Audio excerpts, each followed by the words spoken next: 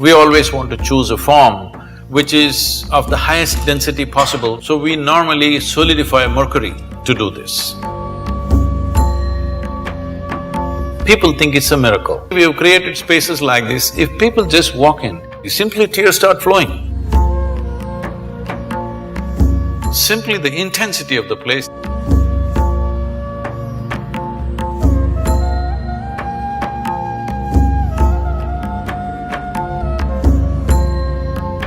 Namaskar, Sadhguru.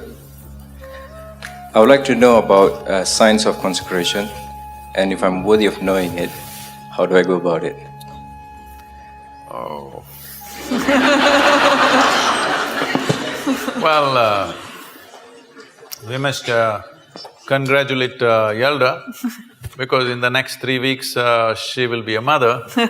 Thank you.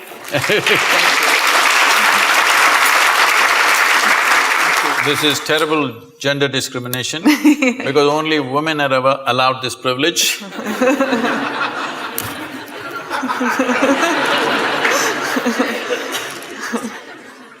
So, she was talking to me about how she's conscious when there is a situation in any place, given place, without any logic to it, conscious of certain energies and how different people and different forms and different spaces impact you. So the science of consecration is just this. The best material to consecrate is a human being. Because of all the physical forms on this planet, this is the most evolved physical form. The easiest thing to consecrate is a human being. But the problem with the human being is, every few minutes they'll make a U-turn. You can consecrate them right now, by tomorrow morning we don't know. So first of all, to get them committed to stay with whatever is given to them is a big issue, especially in today's world. Because of that, we consecrate other forms. We always want to choose a form or a substance, first of all, which is of the highest density possible, because physical form, its strength and its integrity depends upon its density. So we normally solidify mercury to do this. This is called as Rasavaidya, which means it is the technology of solidifying mercury. People think it's a miracle. No, it's not a miracle. We use mercury as a process of consecration. The idea is it will change the very energy in which you are.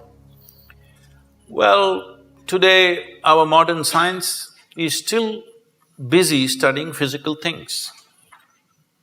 Everything physical about you has been gathered from outside, isn't it so? Hello? What you call as my body is just a piece of this planet. You slowly gather it by the food that you eat. So if everything physical about you is just something else, not you, what you gathered cannot be you. What is you? Definitely there is a dimension beyond physicality. If you ignore that, there's simply no life.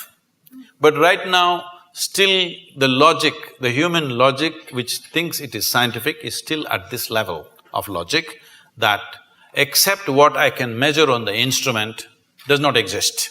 So actually all of you do not exist because you cannot be measured. This happened to me. I don't subject myself to these indignities anymore.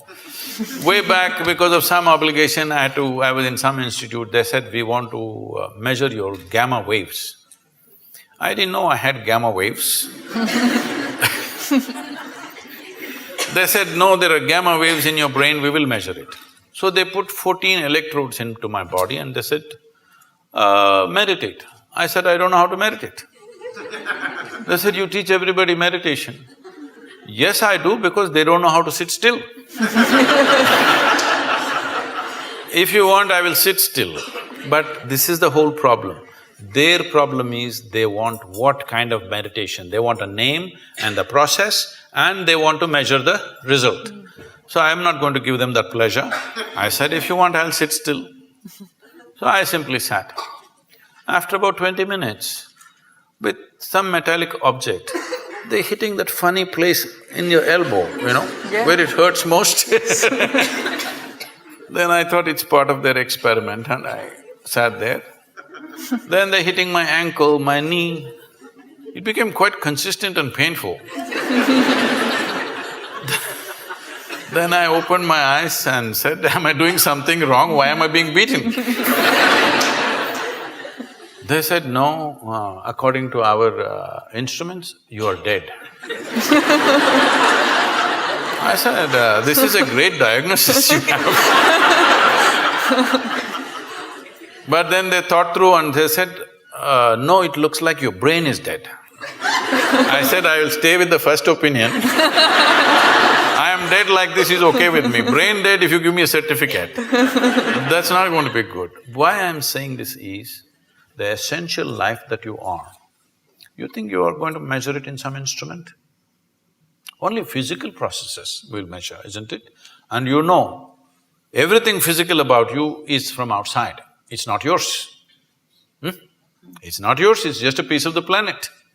So, you can't be measured, so you don't exist. What a great conclusion are you making? So, what is consecration?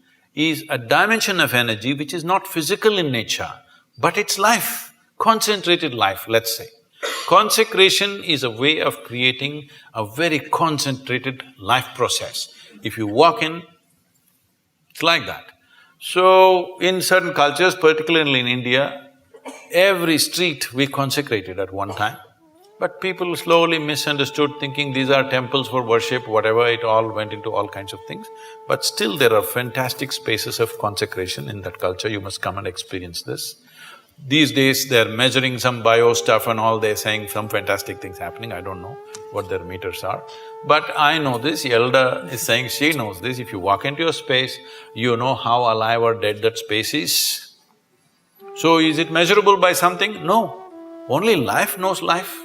When life meets life, it knows. When life meets death, it knows. Is there some instrument to measure this? No, because all your instruments can only measure physical processes. So consecration is that concentrated life process. No human being should live in unconsecrated spaces. If you care for humanity, especially children below 14 years of age, believe me, if you make sure they spend a certain amount of time in consecrated spaces, you will not have any of this nonsense about adolescence problems. See, right now, toddler… if you're an infant, diaper problems, toddler means he's running away problems, adolescent means some other problem, middle age means crisis, old age means horrible. When are you going to live, I'm asking? You're looking at life process as a problem. It's not a problem. You are making it a problem because you're trying to fit life into your intellect. No, your intellect fits into this life perfectly well. If you try to fit this life into this intellect, it's not going to work. So consecration is a dimension and a science and a technology with which you concentrate life in such a way, if you walk in, your whole energy system bursts forth.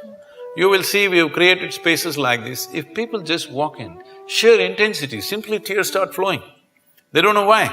Simply the intensity of the place, simply tears start coming. You must every day, your cheeks should be washed with tears of love, joy and ecstasy. If this doesn't happen, you're not living yet.